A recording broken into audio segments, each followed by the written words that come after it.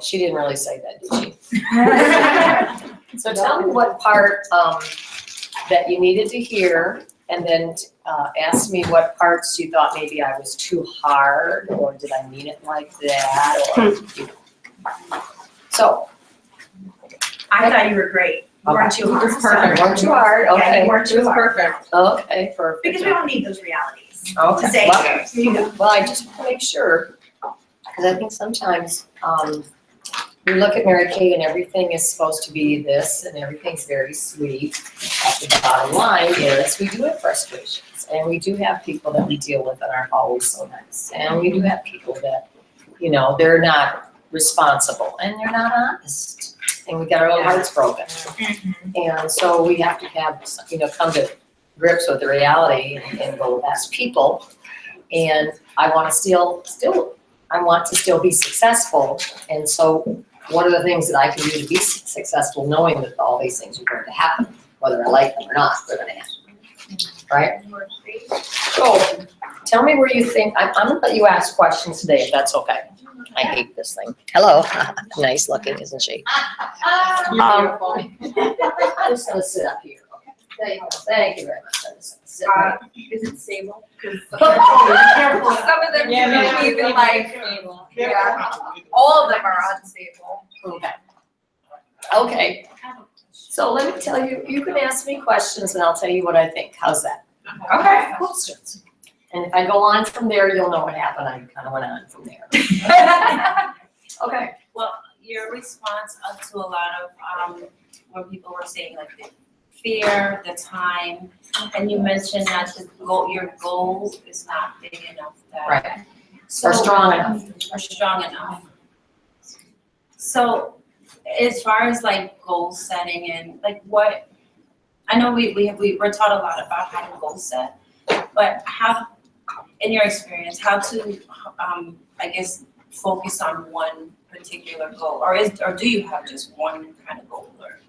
I've just heard that you need to have many goals so that when something falls apart or another one, it's not, this is the only thing that's going to ever happen to you in your life. So I think when you are young, you think about, I'm going to get married, I'm going to have children, I'm going to have a house. I mean, there isn't just this one thing I'm going to do. It's kind of this whole picture.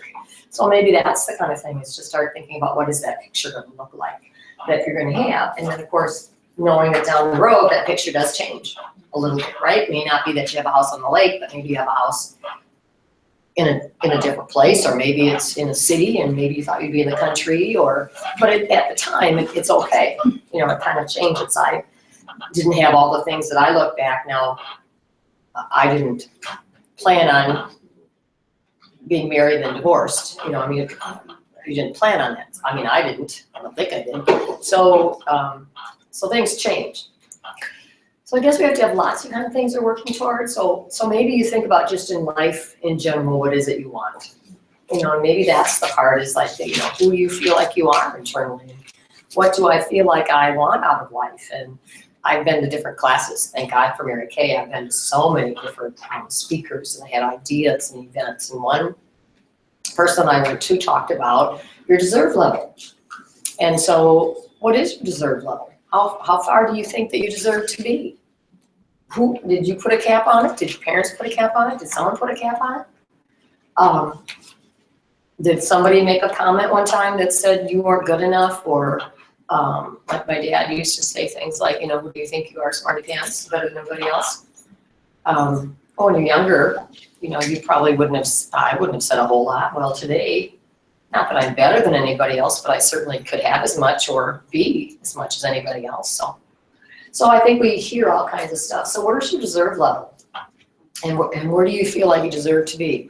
They say there was a time in our country where parents always wanted better for their kids, and things always got better. Things always got better. Well, in the last several generations, and the baby boomers were some of the end of that, is they were able to, coming out that stuff, they were able for the very first time, or those kids were, have more than their parents had.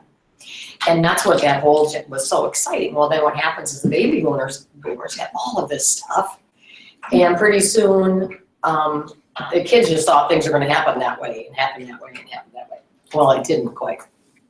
So they said there was a time in there when people felt funny about having more than their parents because they felt like your parents worked really hard and did all these things, and who are you to decide, or maybe that made people, you can't hear me? We have to take a time out because your table is Yeah, very they were sturdy. full. Your legs are doing this. Really? Yes. Yes. And Vanya and I are both having heart attacks. Oh, no, it looks fine to me. I think it's the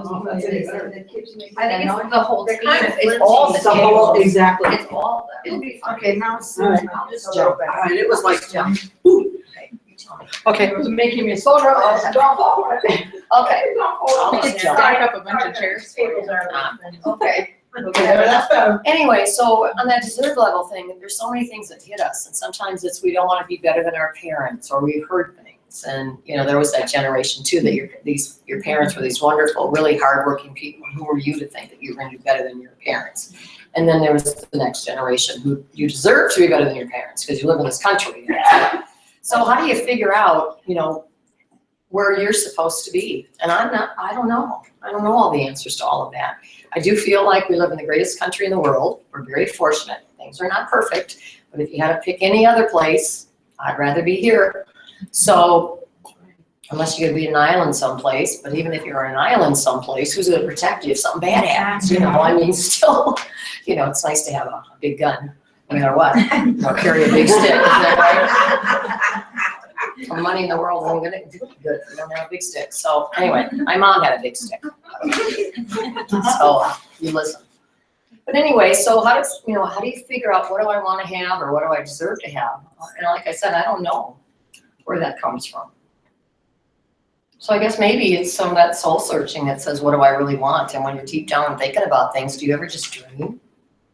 Because there's wishes and there's dreams and there's goals.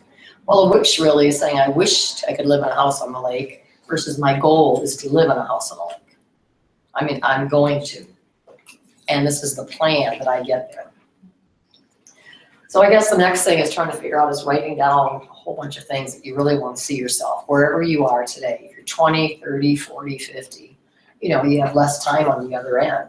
So you want to be obviously realistic about what you can accomplish. But I also realize that many times you can accomplish more than you actually thought you could in a whole lot less time. And if you think about anything you've done in life, whether it's plan an event, when all of a sudden the date changes or you have to do it faster or the top that, you know, got to clean the house because someone's coming over in an hour, it's amazing how fast you can throw that house together so it's presentable. So it's amazing how much time we have to do things and how we can, you know, fit it in there. So let's try to figure out what our wish is, or we have wishes, but then what are those things that are really so important as to that if we end up, you know, one day going to our grave, we never accomplish these things, then how are we going to feel? And what's important, what's your value system? I don't know that you change your value system either. I think someone, who was I reading? I was not talking about value systems, but they're innate in us, and I don't think they change. I think that if you grew up in a family where the mom stays at home and the dad works, and your value system is this is how this is supposed to be, and that's how it's ingrained into you, it's going to be very difficult to change that, okay? If you grow up in that kind of home and you're the one who goes, this is not what I want, I'm not going to do this, my dad's not going to do, I'm not going to, then you go out there with a whole reversed value system. So each one of you look at where you've come from, what you like, what you don't like, what's your value system? You're not going to change overnight. If you decided that you really feel that your family is the most important thing in your life, and that's what some people feel, if you've ever done those DISC things, I mean, I hate to say it, but if that's what's in you, sometimes that's what you have to accept. Now, if you are any of those personality traits, like an S is a steadfast, maybe more family-oriented, it doesn't mean that you can't change that for a time being. It just means that overall, maybe that isn't going to be your goal lifelong.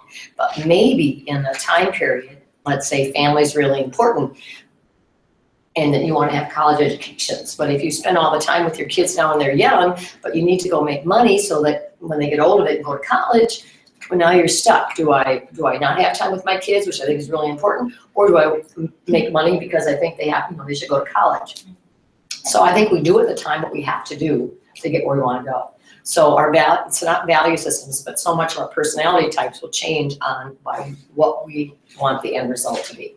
So if we decide value time with my kids is more important than their education, then I'm gonna spend time with my kids. If I decide that time with my kids is more important, or the other way around, then you will do it. Does that make sense? And you will figure it out. I totally believe that. Not that college is not important, but you would end up one day regretting the fact that you didn't spend time with your kids. Otherwise, you go back and look, why did I spend all this time with my kids? Now they don't have an education. Okay, so then you make quality time better, the time that you have, not just the amount of time. Okay, so everything is negotiable and flexible, and that's where you have to get a grip on yourself, is how you look at life and how you work with, what you're gonna do. So the next thing, okay, so we got it figured out. Another question, kind of figured out, we don't ever. How did you get your first recruit? Well, it was kind of weird because I don't think that I kind of came in kind of backwards. I didn't go to a facial, I didn't do all those things.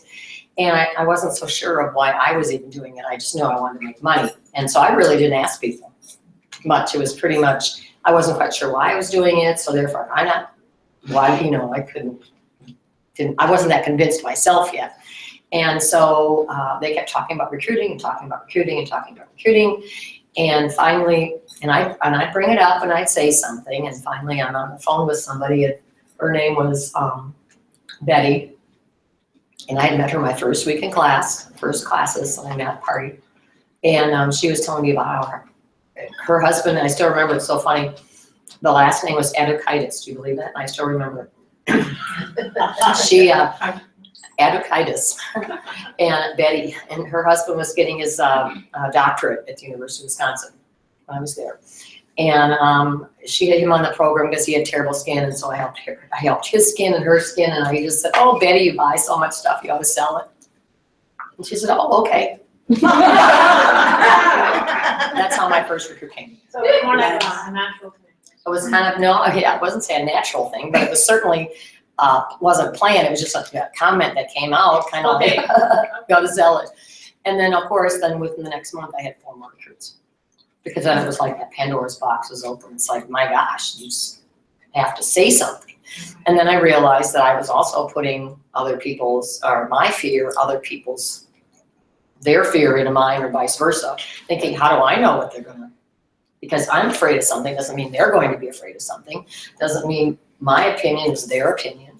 So I was able to try to go out there now on a neutral base and say, yeah, people don't come into Mary Kay for the reasons I come in. They come in for their reasons. So when I meet someone now, it's like, okay, why would she want to come into Mary Kay? Or why would I want to have her come into Mary Kay? Versus just, I think she needs this because, poor thing, she's pathetic, she needs friends. I don't know. Whatever it is, or she needs money, whatever it is, I'm just teasing you. So, just teasing. So, but whatever it is, right, is to find out what their need is. And I think I might have, I don't know if I mentioned today or not, but I'm very curious. When I'm sitting there talking to people and I'm doing an interview or trying to build my business, I'm just curious when someone doesn't agree with me. Aren't you curious when someone doesn't agree with you? I mean, I just. Curious as in how? Like they say, I just wouldn't have time to do this. And I'm going, really? What do you do? What do my husband will kill me if I were to do this. Really? Would he kill you? Tell me about that. One of my clients. Why would he kill you? Why would he kill you? Well, I don't know. I said, really? Okay, well, I just keep talking. And I try to be nice. I mean, I want to say, you really would live with someone that would kill you? Really? Well, I mean, you realize how stupid that sounds, but I know I could keep talking around things in a nice way. Right. I say, really? He wouldn't want you to be happy? Well, it's not bad. But, I think lots of times you have to remember that women use excuses, and her husband's one of them. And then, so you would just say, you know what? I would love to talk to your husband and tell him and explain to him why I think you would be good. See what she says. If not, you go to the next one. Doesn't mean you don't think she'd be good. Usually it's a fear. I think people will give you an answer to a question, and then maybe the 3rd or 4th time it's the right one. Most people Okay. can't answer questions. They can't, they don't even know. Yeah, they don't really even know why, because they never really thought about it that much. Their normal reaction is no. Don't you think? is no, I couldn't do that. It's like, you don't even know what I do, how do you know? Or your job looks really difficult. Someone will say, well, I couldn't be a director because it's really difficult. It's like, really? Not every director does the same thing. Everyone, you know, well, that's not true though, because I didn't want to be a mother, because it's like a lot of work. Yeah, that's not a good story. But you, all of you that are moms, you know, you might have had doubts, right? Oh, At one gosh. time, and thought, I can't do this, but then something hit you, what happened? Were you not smart, took the pill? Because I mean, really, if you really didn't want to have kids, right? Think about it, yeah. So, I mean, we all know what the repercussions are of what we do or don't do. So, okay, did I answer that question kind of? Okay, I don't know where I'm going here. Yes, ma'am. Yeah. Mary, that's it. My name's Stephanie. Stephanie. I'm ready to be made uncomfortable right now because I'm sitting here, oh my gosh, you know, I like to talk to people, I like to long chat. I came up to you earlier, I'm sorry, you weren't feeling well, I had no idea. Oh, no, that's fine. And my big thing, the reason why I came here today was, when I thought about it, was I'm going into, you know, my fourth quarter and I've been a 3-quarter started in February, and I'm gonna set that. October, even into now. And You're in a setback? changed careers, love my career, awesome opportunity, but I put like, and everybody has this, we have a lot of priorities in our life, and that's my big thing that I'm struggling with right now. I'm somebody who tries to put 100% into all my priorities. It's not enough. I hate to use that word time, but it causes a lot of stress because you're trying to be 100% in everything that you're doing. When you say you gave up your other career? I made a transition. I got an amazing opportunity Okay, to go work. I'm certified with Titleist for golf fitness. And it's kind of like if you or Amy said, hey, Steph, I want to take you and put you in another area and I want you to lead and represent and do your thing. That's what happened to me, what I'm doing now. So past couple of months I've been learning a whole new career, new systems, to something that I already know, but somebody else's way, kind of like how we learned our culture with Mary Kay here. And I want to make them both work, and they're both very equally important to me. So I guess my question to you is, you know, how to take all the priorities that we have throughout our day and to be able to conquer them without having so much stress in our life. I'm not sure if I worded that correctly, but it's, I'm by myself, so I do everything for myself, by myself. And, so you have to have a job that makes you money. correct. Yeah, you have a comment for her? No, I- 5 minutes? Oh, stop. Okay, you always pay attention, don't you? My thinking would be is that you have two really valuable things going on, and I think in Mary Kay we often talk about, you know, faith first and then family. For faith, what is it? You know the rules. don't you? Faith, Yeah, family, yeah, career. career, family, okay. But I don't know that they're always like that. I think sometimes they have to be like that. I think sometimes that we have to take our family and make that the major priority right now, that we don't give time at our church. We don't, doesn't mean we lose our faith. It just means that I can't give all the things I did that I should have at that time. I can't, because my family's important right now. Oh, they very much so. Hmm? Very much so. I do give a lot of time. Yeah, and then, or it's the time I've got to really, my son's a drug addict and I've got to spend all my time right now with my family. I can't be doing this. I have to be, I mean, that happens today. I mean, more than you think, with kids. And I've got to spend all this time with that kid, and it's not going to mean I'm not going to, work on my faith. It doesn't mean I'm not going to work on my business a little bit, but I really have to spend time here. So I think what you do is you take those priorities over there and figure out what order they're in right now. And they're very valuable both, but it sounds like that you made this career decision a while ago and that was real valid right then. And you made that for a reason. You were probably already doing Mary Kay at the time, correct? Yeah. Okay, but you went ahead and you made this other decision for something to add more. So apparently that was important. So Mary Kay and this thing are both really valuable, but I don't know that anybody can do anything 100% all the time. I think you have to decide, okay? So you're saying, I want to give 100%. Maybe you give 100% of the time when you're doing this. And so you say, I'm going to work 5 hours a week in Mary Kay, and when I work, it is going to be 100% of my time and my focused energy. I can't give it all the time, because I have to do this over here with this job. That's a major priority. That's my income. That's what I have to do right now. But I'm gonna work my business over here, and I'm not gonna just be calling up and calling back and being real silly about your business. You are gonna be on purpose and intent.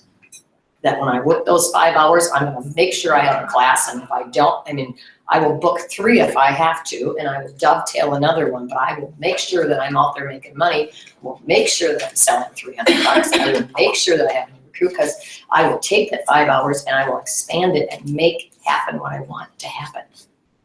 Does that make sense? Yes. You can't, there is no way, and if you think stress is wonderful and great, it's not.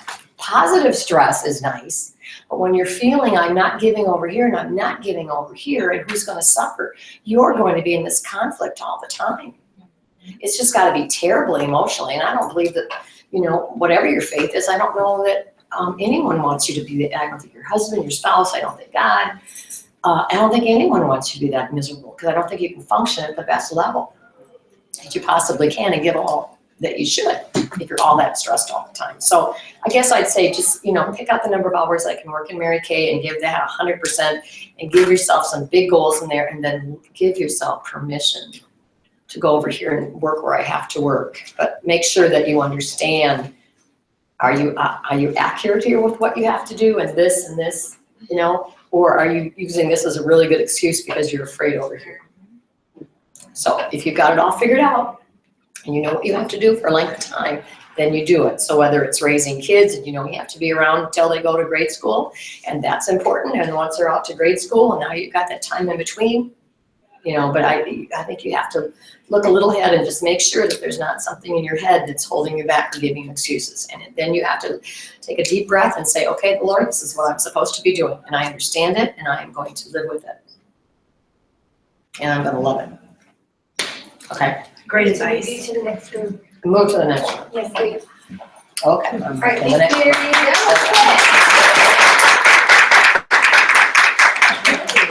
Sorry, she can't move to the next room. We need to Okay. I think I'll return eventually, won't I? Please do. Please. Thank you. Yeah, see you in Need a breather? New Orleans. Okay, I'm gonna get started then. Can you guys hear me, or should I be up at the front? No, you can stand there because they're videoing right here. You see the, Okay, yeah, you're good. All right, well, I'm gonna sit on the table like Mary did. Just don't Here, wiggle. don't move too much. Just don't wiggle, yeah. Yeah. That way, farther more, farther to the edge. Paula, a little farther. Hey now, what you trying to say? The table's wobbly. Yes, Yes, Okay. not you, it's the table. There you go. Okay, my topic today, I'm Paula Tyus, and I'm so happy and honored to be asked to train. My topic today is on how to be a champion in your classes or parties. Now, I'm just going to say, there's no new idea under the sun, not one. And when I think of champion, the definition of champion is a person who has defeated or surpassed all rivals in a competition, especially in sports, and some synonyms for champion: winner, title holder, victor. When you think of champions, who comes to your mind? I think of people like Michael Phelps, Michael Jordan, Deion Sanders. I'm kind of a fan of his. He was a Seminole and he was a Brave, and I really like that. Muhammad Ali, Tim Tebow, Lance Armstrong. We think of those people. Okay, we think of the things that they did and what they accomplished. And in our Mary Kay world, we're surrounded by them. I mean, the first one that comes to my mind, Lori Mayfield Banks, #1 in the world. Amy, Mary, awesome.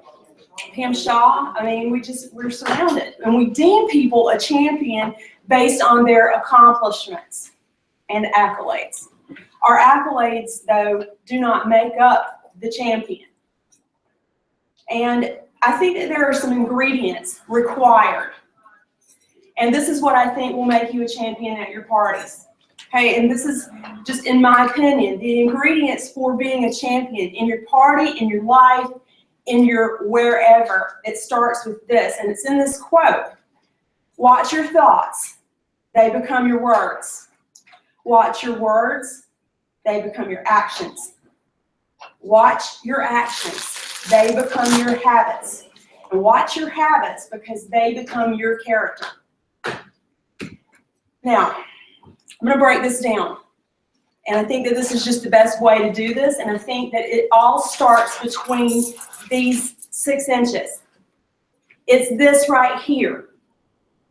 Before you ever pick up a phone or text anybody or ask for a name that you meet, this lovely woman that you meet, and you think she'd be great, and you ask her for her help, and if you can practice on her face. Okay, we all have scripts, we all know all of that. It has to start here. And this is something I'm really passionate about, okay? And this is just me. But our thoughts, we are the sum total of the books we read, what we listen to, and the people that we hang with. In short, when you put great stuff in, great stuff comes out. Amen. And when you put garbage in, garbage comes out. And I just believe that it's a daily struggle. It is for me. That sometimes requires limiting your time spent with even loved ones, okay, who do not understand why we are doing what we are doing. I have them too in my life, okay? And sometimes it means even the person you're married to may not be the most positive person. You're not going to limit that time, okay? But you've got to be sure that what you're pouring into your mind is coming from what God says about you. All right? That is first and foremost, I think. And all of the positive, uplifting material you can get your hands on, you need to pour in. Whether that's CDs, okay, I got a car in July and there's no CD player in it. All right, so, that's my classroom. So I had to convert all of my CDs into MP3s and put it on a zip drive so I can listen to my stuff. But it's that important, guys. I'm not kidding. I am not kidding. Because it is right here.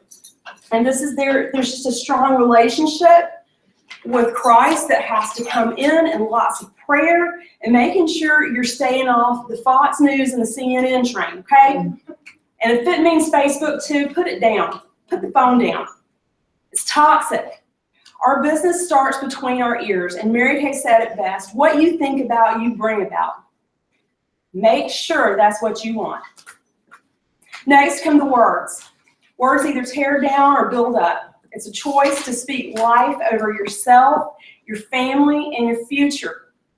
Make sure your thoughts begin with the end in mind.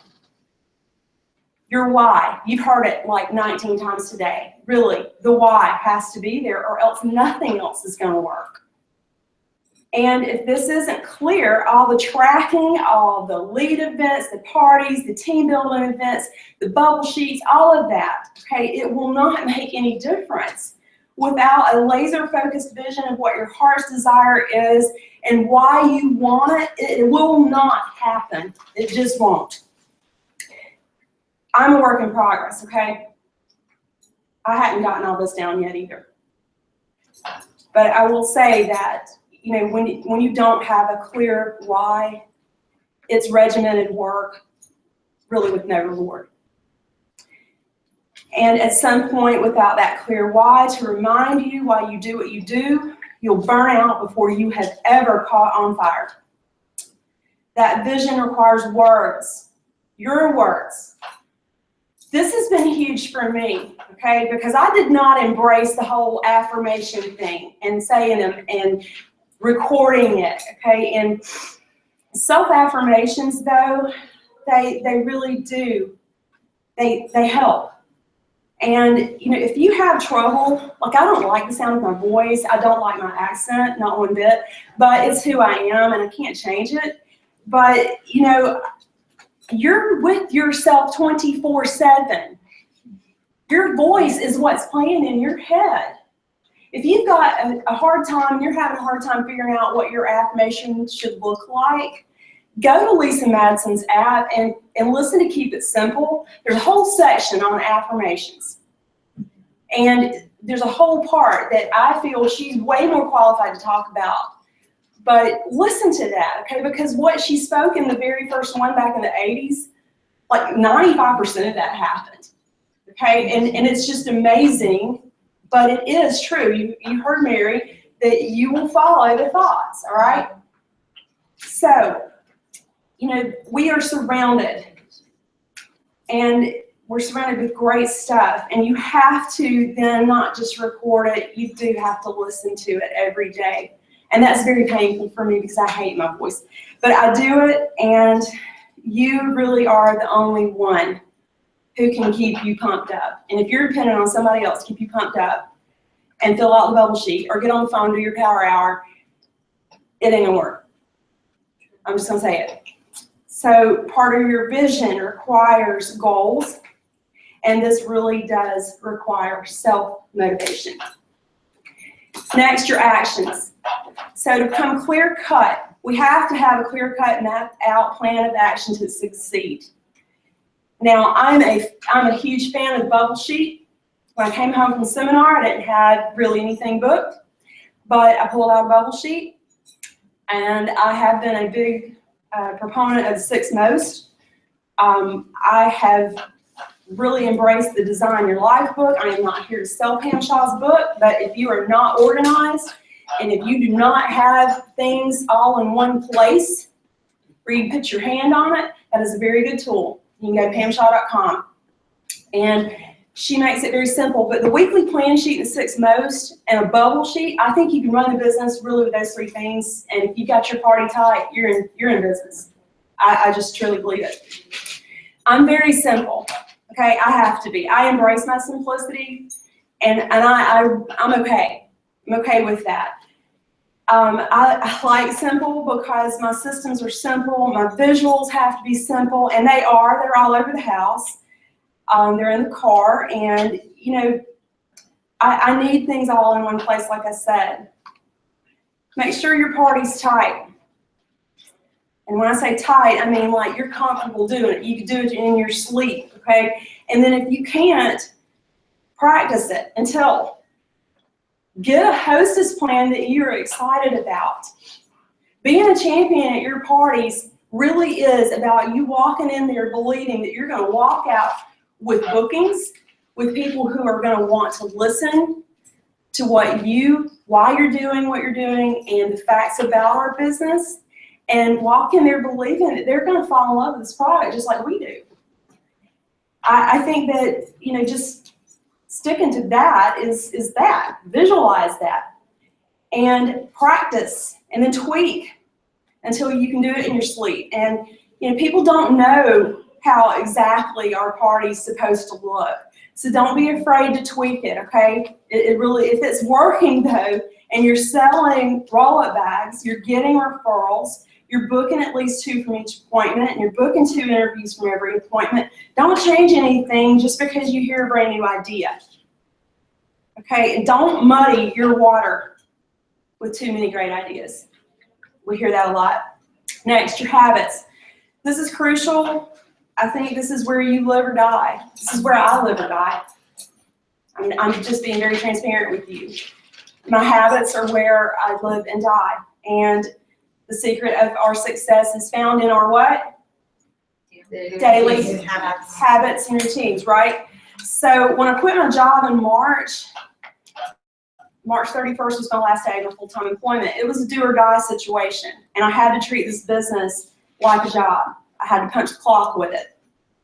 So that means, and meant then a power hour or 2 every day. 2 bookings a day. For me, that's what I have to do. I am very simple, and so my daily goal really breaks down into a zip code. And if you don't embrace this for yourself, that's fine. There are 3 + 3 + 3, 2 + 2 + 2, but this one is one I got from Amy, and it's 52631. It's a zip code, 5 new leads, quality leads. Okay, if you get 25 names from somebody who is not, the diamond, you know what I mean? Don't use those referrals. Okay, just don't. Trust me on that. And get that equivalent, if not just 5 new leads, get the equivalent. 2 bookings a day, 600 in sales per week, and 3 interviews a week with 1 new team member each week. Those things end up yielding a team. Do I hit this every single day? Absolutely not. No, I don't. I have to have more good days though than bad. Okay, because good days make up good weeks make up good months, and then good months make up a better year than the year you had before. Okay, I'm just consistent with what I do. I'm a consultant 6 days a week wearing a suit. Okay, until my unit is up bigger than 100, I'm a consultant more than I'm a director. That's just what I believe. So next comes character, which is huge. Excuse me, before, can you repeat the zip code again? 52631. 5 new leads a day, 2 bookings a day, 600 in sales per week, 3 interviews a week, 1 new team member each week. Thank you. I got that straight from Amy. All right, can you say that again? All right, character, 5, 52631. 52631. 2, 6, 3, 1. Yeah, New put it leads. everywhere. Put it everywhere. Your character is huge. Your character is who you are when no one else is looking. It's the doing whatever stupid game with yourself that you need to play, whether that's eating a piece of chocolate every time you get a party booked, or whether it's eating, I don't know, or maybe don't need to eat anything. Maybe it's getting to take a bubble bath after you coach the hostess and get the guest list and get their skincare profiles. I mean, it's just whatever it is that motivates you, whatever it is that you can figure out to reward yourself. Okay, I have to play these games with myself. I really do. And it's just what's going to keep you honest with your people, with your family, and most importantly, really with yourself. Your character depends on all of the other things that I talked about in this business and in life. The vision, the thoughts, the words you listen to from others and from yourself, your actions, finding your systems. I had to do this. And if you don't know what works for you, go shadow, watch the DVD in your kit, but do something. You'll never know what works best for you until you try.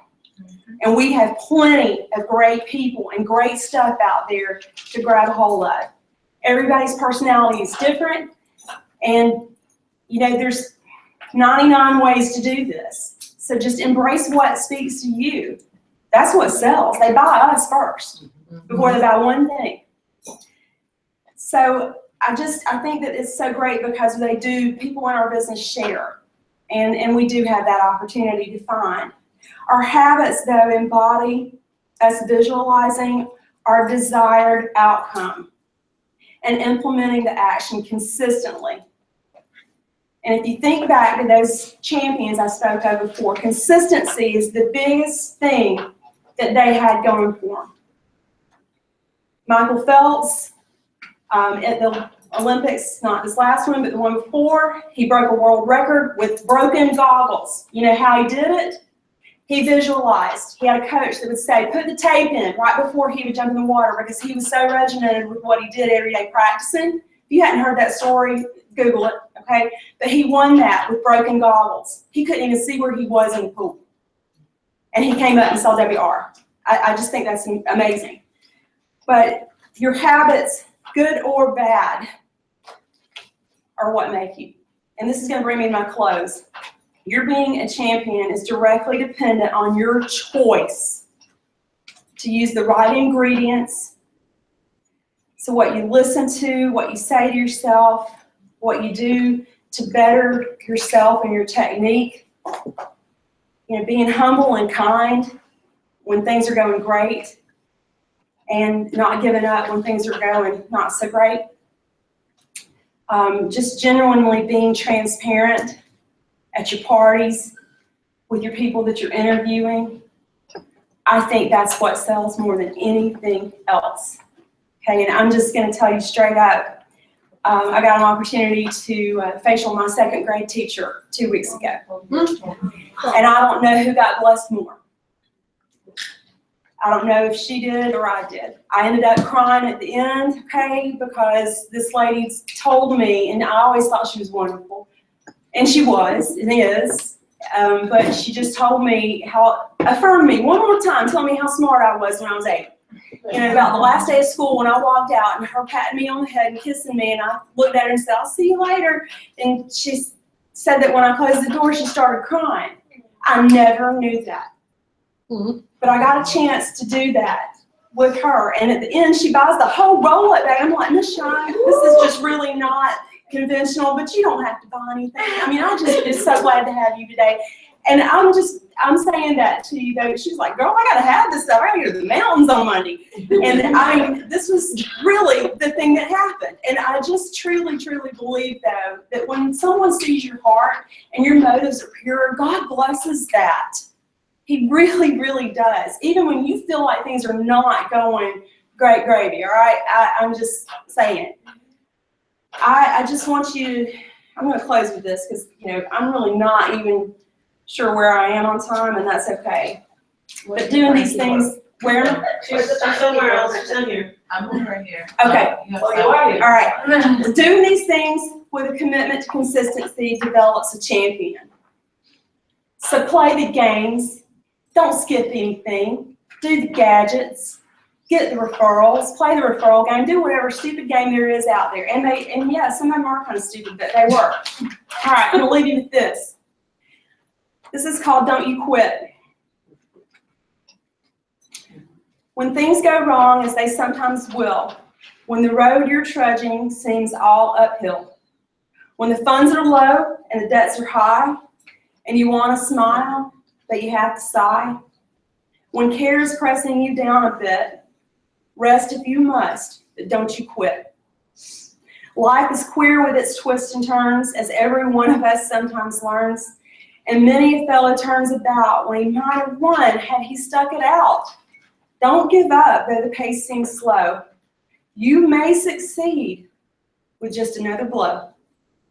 Often the goal is nearer than it seems to a faint and faltering man. Often the struggler is given up when he might have captured the victor's cup. And he learned too late when the night came down how close he was to the golden crown. Success is failure turned inside out, the silver tint in the clouds of doubt. You can never tell how close you are. It might be near when it seems afar. So stick to the fight when your heart is hit. It's when things seem worse that you must not quit. That, my friends, is what I believe it takes to be a champion in your parties and in your life. I appreciate all of you listening.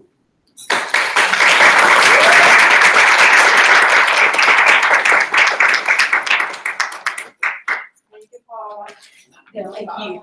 You guys, I started at 12:30 and I think I've made it to like 20 minutes. Is there any kind of question that I might be able to answer? I'm not the expert. I'm a work in progress, and I don't know if y'all, we just talked about this at lunch. If you ever have heard the song, He's Still Working on Me. Did anybody go to Bible school and hear that song? Okay, I did. You know, to make me what I ought to be. It took him just a week to make the moon and the stars. Yeah, he's still working on me. I just believe, though, wholeheartedly that being transparent and being just true to yourself and being able to put your head on the pillow every night, knowing that you gave it your best and having more good days than bad is what it takes. It's what it really does take. So, anybody got a question for me? Anything I can share? Anything I can do? I just have to say, I love your accent. God It's bless you. wonderful. It's adorable. Every time I heard Own you it, girl. today, it's adorable. Thank you. Don't say I hate my voice because I love it. It's awesome. Would you start with, it starts here, so stop telling yourself you hate it. Yes, I want yes. to say this, Paula. I was taught when at a very young age, probably the very first time when recorded machines actually came out. Does anybody remember that? Anyway, my mom taught me that my voice doesn't sound half as horrible as I think it sounds. Yep. So to me, your voice is beautiful, and stop thinking that is you and it's not, because that's not you. Well, I have to say it to myself. It's really okay. Embrace your simplicity and embrace your Southernese. There you go. Because that's just what it is. Because that's what God made. Own it. He made you that way. He That made is- your voice he be did. like yours and not like mine. Imagine having to listen to me all And I night. appreciate I love that. I love that. And that's what next time you make your voice. But I mean, you guys have to understand, I'm riding down the road and I'm putting my voice recorder on my phone, I plug it up to aux cord and I'm listening to it, I'm just going, Where are That's you me. from? where am I from? Yeah. Yeah, where are you from? Right below Alabama, we call it LA, it's North Florida, it's lower You Alabama. sound like and she is adorable. Well, you have a baby in a bar. Oh, Reese yes. Yes. What? Reese Witherspoon. Oh. Sweet Home Alabama. I just watched You that have a last baby night. in a bar. That's what Yeah. it sounds like. And she's absolutely adorable and on TV. Okay, well, I'll take that one, because I like Okay. Reese Witherspoon. So when you came to yourself, did you have something in the back? You said that, buddy, with your full-time job, Yes, did you do it for Mary Kay or for other reasons? I did it for Mary Kay. You I did it for found Mary Kay. that- My husband begged me to do it 3 months before that, and I wouldn't do it. What was What your years other did you have to overcome? Okay. The time clock at a job feels secure, There you go. but what did she say a while ago? It's the golden handcuff. Right. I had been a single mom for 9 years, so leaving the security of a certain amount of money every week was a little bit tough for me, even though I had become a director and was doing all right, doing great. And my husband said to me, health insurance is no reason to stay at that job. You hate wiping behinds. Don't do it. And so he said, you're like being half a director, half a wife, half a therapist. You gotta stop. So I said, all right, honey, I'll do it. Thank you guys for really listening. I appreciate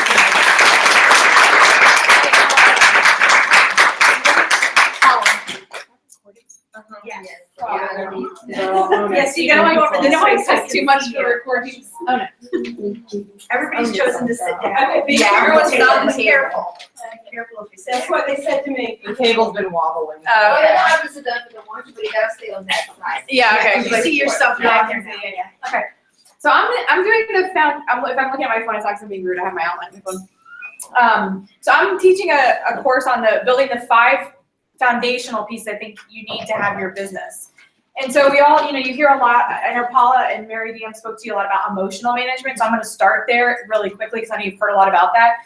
But I think that there's 5 key things to building any strong business, whether you want to be a director, a national, or just a regular consultant, senior consultant, red jacket. So the first one's have the right attitude. How do you think you have the right attitude? You'll notice a theme in my thing. What do you think helps you have a good attitude? Customers always right. The music. Parties. Do parties, right? Why do you think that makes you have a good attitude? If I lose weight, right, and then I go buy a new outfit and I'm walking around, how do you think my attitude is? So good. Good, right? Because I've had a success, right? And so I could still be extremely overweight, but the fact that I lost 10 pounds, I feel very confident, right? So it's not necessarily, did I sell $10,000? It's not that. Even if you didn't sell that much, it's the confidence. So just think about how you feel. Like I always think about, you'll hear me do a lot of analogies with Mary Kay to going to the gym and being healthy and things like that, just because that's kind of how I think. But just think, okay, if I lost 5 pounds, how would I feel? I'd feel great, right? Even if I'm still overweight, it doesn't matter. I still feel good. So it's the same thing. Even if you have a party and it's not, I don't sell anything. So attitude is do parties, right? Sell. Okay. So some other things is, your daily affirmations. Amy already talked about that, so I won't talk too much about that.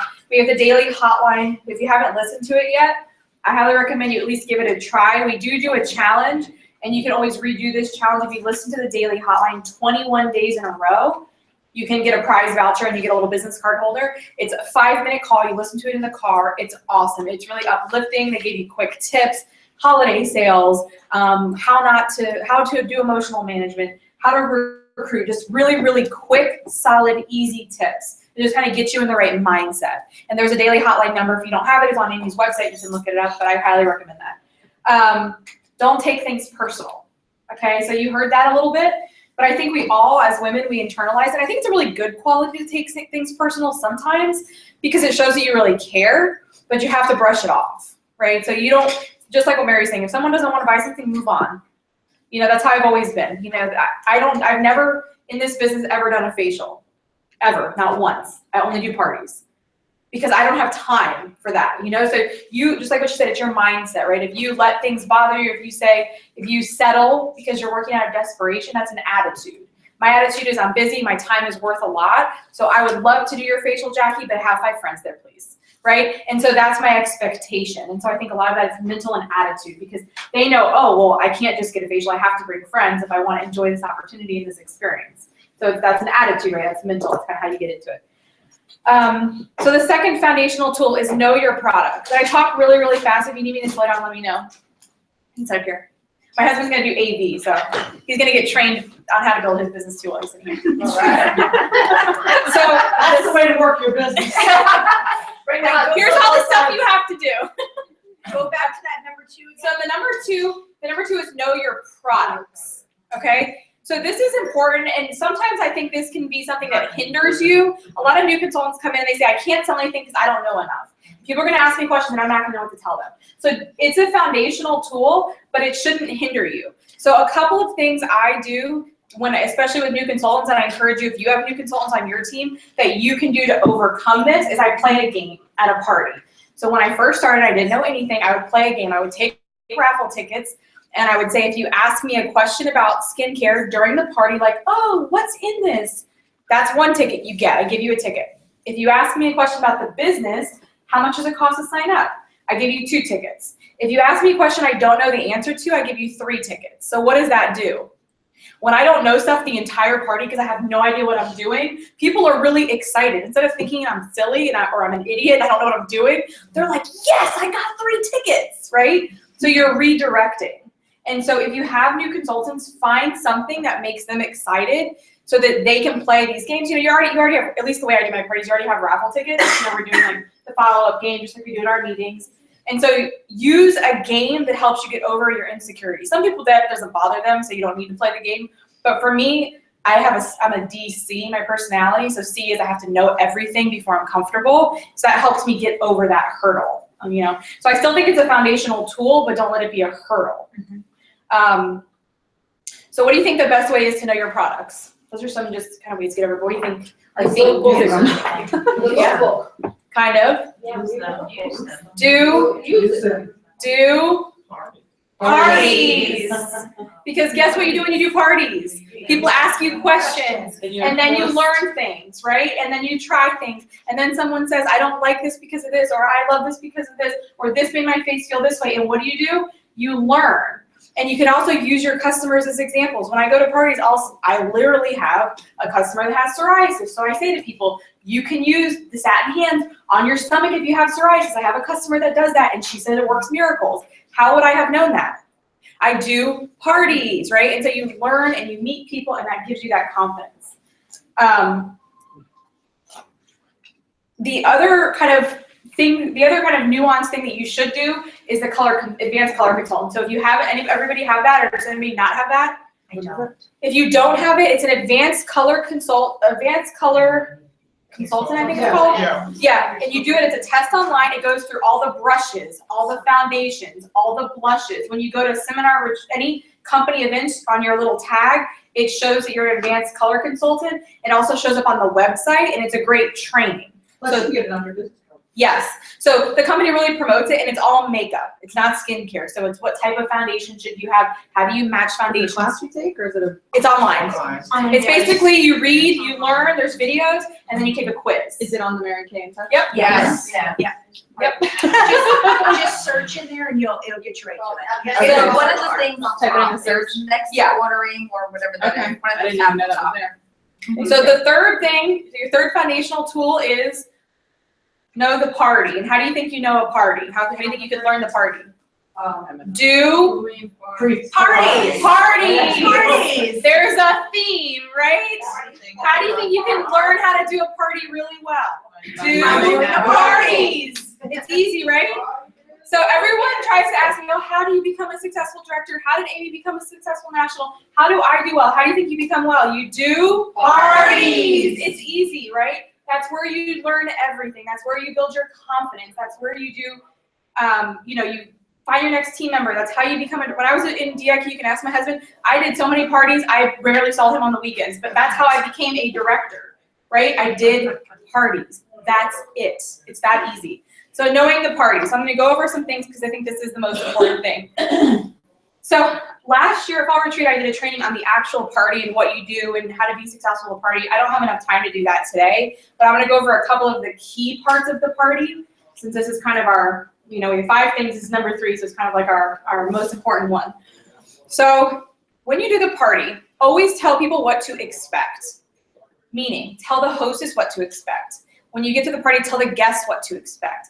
People, and especially women, do not like feeling taken advantage of, surprised, shocked, or that you're trying to push something on them, that you're trying to sell something to them. They don't like feeling like that. You want to build a relationship. So I talk to the hostess, and I tell the hostess, have a table, have a place. I like to do individual consults with your guests. Talk to them. Tell them what you need from them. They don't need a whole spread. I usually do cookies and brownies and water and tea, or water and coffee. Don't do a ton of food. It can be, for various other reasons I won't get into, can be very distracting because then people want to eat and not actually come sit with you in the individual consult. But keep it simple, but communicate to the hostess. So communication is so vital. That's why I do a whole training. My 2 best trainings that I do, the 2 things I'm the best at, I think, are coaching my hostess and coaching the party and doing the party. Those are my 2 strengths. Coaching the hostess is so important because you want to tell her these things. You want to tell her, get me the guest list. You want to tell her to have a private spot for you. You want to tell her how long it's going to take, right? If the hostess thinks you're doing individual facials, has anyone ever done a party and not told the hostess it's a round table and you're doing the facials as a group setting? That happened to me one time. I just assumed she knew what Mary Kay was. I didn't tell her she needed a table. I got to her house. It was in Wellington. She literally said, I sold my dining room table. I don't have a dining room table. I thought you were doing one-on-one facials. True story. She had 9 people coming over. No table. No table. Because that was my fault, right? I didn't tell her. And she was a little shocked when I told her. So that really was like a wake-up call to me that coaching your hostess is so important. So we literally had to take bridge tables, put them all together, and I had, thank God, in my car, a tablecloth from the dollar store, those plastic ones. It was pink, and I threw it over there. The table was like all mismatched. And then people were coming late because they thought it was tiered, like every couple minutes. They didn't all come at the same time. So it was, just remember that your hostess wants to work with you, but you have to communicate with them, and don't be afraid to do that. And then, so that's number 1, tell them. Once you're in the party, again, what do? You tell them what to expect in the party, right? So don't just show up and say, okay, yeah, we're gonna do facial, everybody sit around the table. Tell them, I'm first gonna tell you a little bit about myself and the company, then we're gonna actually do the party, then I'm going to meet with you one-on-one. Don't say if you wanna meet with me. Don't say you can meet with me. Say I am going to meet with you one-on-one. If you don't meet with them one-on-one, you're not going to sell anything. You're not going to book any parties, and you're not going to recruit anybody. Period. End of story. Women do not like feeling pressured in a group setting. So if you start taking sales at a table with a bunch of people, everyone's going to feel pressured, and you don't want that. You don't want your customers to feel that. You want your customers to feel like you're actually talking to them, and they can ask you skincare questions, and you can respond to them, and that you're only going to sell them what they want and need, not just what everybody else is buying. So tell them that layout. Does everybody do that at their parties mostly? Tell them the 3 parts? Because I know when I've gone to parties and watched consultants, they get very nervous about telling them about the individual consults. They say they do the party and then people start leaving because they don't tell them they're going to meet with them. So that's so important that you tell them that. And with your friends and family in the beginning, you can kind of get away with it because they'll still meet with you even though you didn't tell them. But once you start doing random parties, if you don't make that very, very, very clear how important that is, you'll lose so much sales and bookings and recruits. So the next really important thing with the party, still in the party one, is the follow-up game. How many of you play the follow-up game? Not that many people? Follow-up game? I've only done one, and yes, we did. Do you guys play the follow-up game? No? Okay, so I'm gonna teach you what the follow-up game is. The follow-up game to me is, besides the individual close, which I'm gonna do next, I think is the most important game you can play. Basically what you do is you take a prize like this. I always have 2 prizes, so I'll take these 2. So I bring 2 little prizes with me to the party. One I use for whoever has the most tickets at the end. Remember I told you I play all these games with tickets? The other one I use for the follow-up game. So I'm gonna give it to Amanda, and I'm gonna say, okay, Amanda. Every time I say the word follow-up or checkup, you're gonna pass. Okay, good. I'm gonna pass this. Now you wanna say follow-up and checkup how many times during the party? Anybody know? 7. Why 7? Anybody know? After 7 times, your memory you start remembering. Yes. So when you hear something more than 7 or more times, you believe it to be true, right? That's why you see that. Why do you think people have? Why do you think you see commercials? You're watching, let's say, Law and Order, and you keep seeing the same commercial, and you're like, didn't they literally just play that Ford commercial 5 minutes ago? Why would they pay to have the exact same commercial played 3 times during the same TV show when obviously it's the same person watching it? Why do you think? Because it's subliminal messaging, right? When you keep seeing it, then you start believing Ford's a car company. Not that they're not. I'm just saying you start, oh, maybe I could drive a Ford. You know, you start thinking that, and so it's the same thing. So the follow-up and checkup, and you explain to them what that means. Don't just say, I'm going to say follow-up and checkup. Explain it to them. I say, I wouldn't be doing my job if I didn't follow up with you in 2 weeks, because I want to make sure you love everything. I want to make sure it's not too moisturizing. I want to make sure it doesn't dry out your skin. I want to make sure you love your lipstick color. And that's my job as a consultant. And so I'm going to follow up with you in 2 weeks. At that time, you can share your follow-up with some of your girlfriends and tell them why that would be important to you. Right now, we're working on parties with a purpose. I've committed to doing 10. So just by sharing with a couple of your girlfriends, you could actually help us donate to money for the Mary Kay Foundation. You can kind of explain to them what that is. So explain the follow-up game. Don't be nervous to do that. If you, like what Amy was saying, I don't know if it was in the director training or in here, but you know, you work on the front end so that it's easier on the back end, right? If you don't do any of these things and then you go sit in an individual consult and say, okay, Amanda, you want to do a party? She's gonna say no. She doesn't know why you want to do it. She doesn't really want to get her girlfriends together. She doesn't think it's going to benefit you because you haven't told her your goal. And so doing that work on the front end, doing the follow-up game will really help you on the back end. So definitely do the follow-up game. And then the last thing is the individual close. So I'm going to spend just a quick minute on the individual close. So you have to memorize the individual close, period. This is the most nerve-wracking part. How many of you get scared when you do the individual close? Yes? It's the most important part of the party. Okay, because it's where you sell, book, and recruit.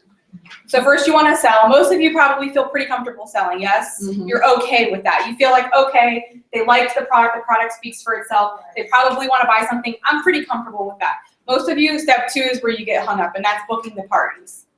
Yes? Mm-hmm. Yes. Okay, so if you've done the follow-up game, if you've given them the whole time, told them and been upfront about your goal, about the fact that you want to book parties. This is not just like, oh, do you think you might do a party for me? No, they're gonna say no.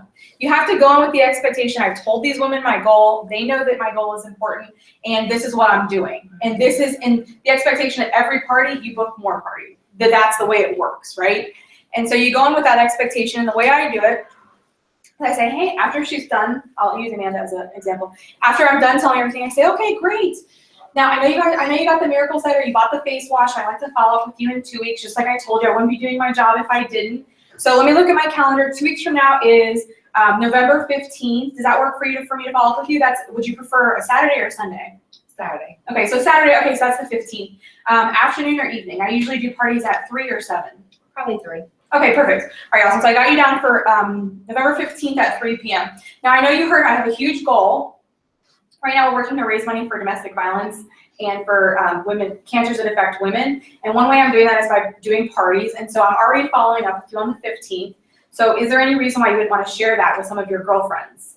No, I think we can get some people together. So you see how I booked the date and time before I asked for the party, right? Because no matter what, even if she says no about the party, you still have to follow up with her. Yes? If you're being a good consultant, you follow up no matter what. You love your customers no matter what. If they're gonna be just a customer, no party, you love them. Because maybe she spent $200. You know, maybe she doesn't want to do a party, but she's gonna be a great customer. But book the date and time, then ask if she wants to share it with her friends. That's what I do. I'm not saying that's the only way, but if you're having problems booking parties, give it a try, why not, right? Because that works for me, because then you take all the pressure off of it, you know? And you've already told them you're gonna follow up with them. And then when you ask them to book a party, how do you ask them? Do you say, do you wanna do a party? No, is there any reason why you wouldn't? Why do you ask it that way? I'm not sure, because they don't have an answer. Psychologically, you always wanna say no. Yeah. Okay, when someone calls you on the phone, oh, I'm selling car insurance, do you want some? No. Oh, no, that's what we're conditioned to say. Somebody, you're walking by, somebody tries to give you a business card, do you want a business card? No, I'm not interested, right? And so no. So ask them a question that you actually want to know answer. Is there any reason why you wouldn't? No. Perfect, that's the answer I wanted, right? And so it actually, if you think about to switch your brain to a yes in that situation, it almost like stops you and it makes them think. So you're not getting that automatic no. They may still say no, look, not everybody books, right? But at least it makes them think and stop and say, okay, wait a minute, what I want to share in my follow-up, and so you usually get better results. If you don't know that script, you can get it from me, Amy. We all have the party outline. Any of the CDs from any of the big nationals, it's an exact script for the individual close. You do not need to invent anything. Question by question by question, okay? So once you book their party, I always personally select my first 2 people I'm gonna close. I don't just randomly say, who wants to buy stuff first, right? I go into, like, I would say, Kathy, would you like to come to your individual close first, right? And that's another thing. You see how I know people's names, kind of? Not everybody, obviously. When I go to parties, I do not leave that party until I know every single person's name, and I call them by their name. Why do you think that is? Because they like that. They feel special. If you go to the gym, again, back to the gym, and you walk in the door and you swipe your card and they say, hey, Robin, so good to see you. Just some random person at the desk, how do you feel? I'm so happy. Yeah, if you go to the nail salon and they're like, oh, Sue, it's so good to see you at the nail salon, you're like, they know you think in your head, how do they know my name? That's random. You feel extremely special, right? And it's crazy, because like, why would some random person knowing your name make you feel special? But it's true. So make that personal connection with them. And so I select 2 people. So Kathy, you want to come to your individual close? And of course, I've never had anybody say no unless they're middle eating or something like that, because usually they're like, okay. So she comes and I do the whole thing. And then I say, Kathy, every party, I select 1 to 2 women that I really see something in and that I think could be really good at this business. After seeing, everything that I did here today, could you see yourself doing what I did? Yes. Okay, well, usually you get a no, but thanks, Kathy. So usually you get a no. And guess what? I was a no. I was a no 10 times before I was a yes, right? And so expect a no there. Don't let that stop you. How many of you were a yes immediately? Raise your hand. Okay, a couple, right? But the majority were no's, right? And so just because someone says no, that's not a bad thing. That just means that they want to think about it. They probably want more information. They probably want to talk to their spouse. They probably want to figure out how they can make money or what the benefits are to them. And so even if they say no, whatever their answer is, yes or no, to me, it's basically just a meaningless question to kind of get them engaged. I don't care what they say. I still go on with the exact same script. So I say, well, Crystal, honestly, I really see something in you. You're extremely friendly. You are on time. You are punctual. I can tell when you're sitting at the table, everyone has a loyalty and a respect for you. People are asking your advice. They really wanted to know what you thought about things. And those kind of people skills and those qualities is exactly what makes somebody a good Mary Kay consultant. You don't need to be a salesperson. You don't need to be this cookie cutter person of whatever you think Mary Kay is. You just need those people skills. And I think you embody all of that, right? And so you're talking, and do you feel good now? Sure. Right. Well, I meant all that stuff, but because I know you. But I mean, it makes you feel good, right? When someone quality kind of pulls it out of you. And so even if they still say no, you give them information. Say, look, and I tell them, I was a no the first 10 times, and I was so happy that someone at least gave me information to take home and read. And then sat down with a cup of coffee and let me ask them some questions. And maybe you're a no, and if you're a no, I will love you as a customer because I love my customers. And they help me with my living, they help me earn my free car. I love my customers. But I also wouldn't want you to give up on a potential plan B or something that you could add to your life that would really make a difference to you and your family. And so would you at least just take home some information and let me buy you a cup of coffee? I guess. Perfect. So now I've taken it, so see how I'm not so, it doesn't feel so overwhelming. I'm not trying to get her to sign up right then and there if she's a no. She's a yes, fine, sign her up. But I'm saying if she's a no, you can kind of work with that. And sometimes you can dig a little deeper and get them to sign up right then and there. But if not, don't let them go. You know, if you really see, like Amy saw something in me, that's why I'm a director. Had she not, I would never have even joined Mary Kay, right? So don't give up on people and don't judge people. Because I went to a party for someone in Fort Lauderdale and she says, oh, she's a pediatrician, she'd never be interested, so I'm not gonna talk to her about the business. I'm like, I'm a lawyer.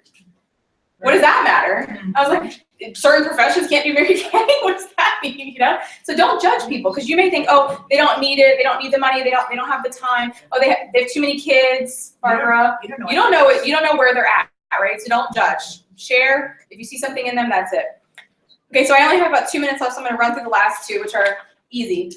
4, build a customer base. Just like I was telling Crystal, love your customers. They will help you hit your star. They will help you get your car. They will be your recruits. They will be the people that do open houses for you after they've already done a party. Love your customers. Know how important it is to have customers, not just recruiting. Recruiting is great. It's important, but love on your customers. Follow up with them. Call them. Send them birthday cards. Send them Black Friday. I have Black Friday sale cards. If you don't have time, have somebody, pay someone in product to do that for you. So be creative. We have like an adopted grandparent program we're doing. I know Mary Kay does it. If you don't know what it is, I highly suggest you do it. Basically, you get people to sponsor baskets. It's a great way to sell products because they're buying the basket and you're donating it to a good cause. So if you want more information, let me know about that. Holiday sales and reorders. I'm not kidding you when I say I get $500 to $1,000 a month in reorders, usually. Say that again. I personally get $500 to $1,000 in reorders a month. I don't have a huge customer base. Why do you think I get that? Because you can follow up. I text them. I send them a card in the mail. I'm in their face, like not in their face in a bad way, but they don't forget about me. When they run out of something, they text me. A lot of them now, I've conditioned them to get free shipping, and I give them a percentage off if they buy it online. They just submit everything online. It's great. Just money ends up in your bank account. I still touch them. I try to touch my customers every quarter when they would need reorders. But build that customer base. Don't go through all the work of coaching your hostess, doing the party, booking the follow-up, and then they buy a miracle set and you never talk to them again. That's totally useless, Tanya, she's not even here, she's in the red. Tanya was Amy's customer for 8 years before she joined Mary Kay. That's good customer service to keep someone for 8 years, right? And she was buying the miracle set. She did a party for Amy once a year for 8 years, okay? Those are the customers you want, right? Manage those customers. And the last thing is share. That kind of goes off what I was just saying with share the opportunity. How do you think the best way to share the opportunity is? Do parties. That's where you meet all your recruits, right? And one thing I'll tell you about that is, obviously, the theme with do parties. When you meet someone at a party, they're usually more successful or successful faster. And that doesn't mean, for those of you that didn't come from a party, it doesn't mean you're not successful. But think about this. If you go to a party, you've personally been pre-profiled by the hostess, right?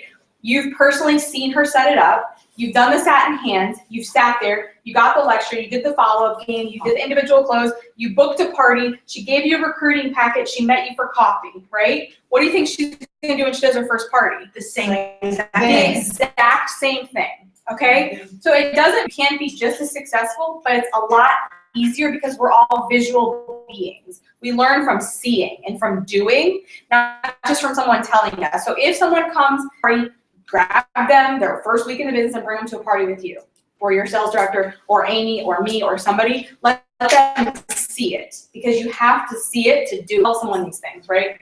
That's kind of what I was telling you before. Don't judge. And parties, and when you're successful and you're making money, people are gonna want to join your team. And so if you're on a winning team and you see your director up here and you see your director getting a diamond ring and you see your director driving a free car and you feel like you're on a winning team, it's easy for you to sell the business because you know it works. You're not making any money. How are you going to sell the business? They're going to say, Crystal, how much money are you making? And don't actually tell me, but Crystal, let's say she made $5 last week. What is she going to say to them? Oh, this is a wildly successful business. You can make so much money for your family. Well, how much money did you make? I sold $10. If I say, oh, last week I sold about $700, what do you think that they say? Oh, I guess it does work. Where do I sign up? Yeah. Yeah. And so keep that in mind. That's the do parties, because that's where you're going to make the money and have the success. And the last thing I'm going to close with on just the sharing part is it's okay to mess up. Every single party I do, I mess up. And Kathy probably saw me mess up at her party that I did. Heather probably saw me mess up at her party. Every single party, I forget something, I put it in the wrong order, and I tell the people I messed up on purpose. I'll be like, oh man, I forgot to say follow up and check up. I only said it once, so I'll say it a couple more times. Even you can be a director, because let them know that it's okay to mess up. And why do you think that is? If you're so perfect, they're gonna think they could never do it. Yeah. Because it's too hard. I could never be like Kathy. She's too perfect. Look at her makeup. Look how she's dressed. Look how good she did. I'm afraid to talk in front of people. I could never be that good, right? If you mess up, they're like, oh, you can mess up and still be really successful, then I think I could do it, right? So messing up is a good thing. Don't worry about that. Obviously, make sure you do the big things, but don't let messing up and, oh, I don't know what I'm doing, and oh, how do I do it correctly, and then fix it and say, girl, we're all learning. Thanks for letting me try. Thanks for letting me practice on your face. I told you this was a practice. Remember I told you that? So, joke with them. Let them in the beginning here if you're doing this. So just three kind of little, Mary was saying we kind of live and die. There's some phrases that I got from Mary today that I liked, and then two that I love. Then move into things that you love. So how many of it now? I would personally book, coach your hostesses, and give you 10 parties where you would sell products. How many of you would be on the table in general, right? If I said I'm going to give you 10 parties tomorrow, fully coached, ready to go, these people, all you have to do is go there and give the party, right? These So- tables? These are the tables? I'll pass. The moral of the story is we all actually love the business. We don't like booking the parties, right? That's what they were talking about. So you have to remember that. It's just like anything else. Do we love losing weight? If I told you right now, everybody in this room could lose 20 pounds next week, right? I'm going to tell you to do, all of us would do it because we love the end result. It's just not fun getting there sometimes. You can make that more fun, which is what Mary was talking about, but just do it. And that's why having the consistency and doing the parties is good, because you're always having those small wins, even if they're not huge, win after win after win, and that's giving you the confidence, and then it's a snowball effect. Calls are easier. If someone says, no, you don't care, you got 5 parties on your books. If this lady doesn't want to do a party, I don't care. I have a party tomorrow anyway. Just like Mary said, good, you canceled, perfect. I had double booked you anyway. Yeah. Right? And so your whole mindset changes, right? Okay, so that's the first quote. The second quote is lead by example. So they sell, real estate. It's like, what's the number one thing in real estate? Location, location, location. Number one thing in Mary Kay is lead by example, lead by example, lead by example. Your team's gonna do what you do. Your team's gonna do parties how you do them. Your team's gonna get guest lists how you get guest lists. Everything you do, your team's gonna do, right? If you don't pre-profile, your team's not gonna pre-profile. If you don't do individual closings, they're not gonna do individual closings. So just make sure that you're always doing that. And the very last quote that I got from seminar this past year, which I absolutely love, is you can never fail if you do not quit. Okay? You can never fail if you do not quit. And so just like everyone said, you always have ups and downs, you always have obstacles, but just keep going and you will never be a failure in your life, and especially not in Mary Kay. And we're all here for you. So if you have that emotional kind of cycle that you're going through that Mary was talking about, or Paula, let someone know and we'll pull you back out of it, because you will never fail if you don't quit. Well, thank you very much. I appreciate it. I know I talked extremely fast. You probably caught half of what I said.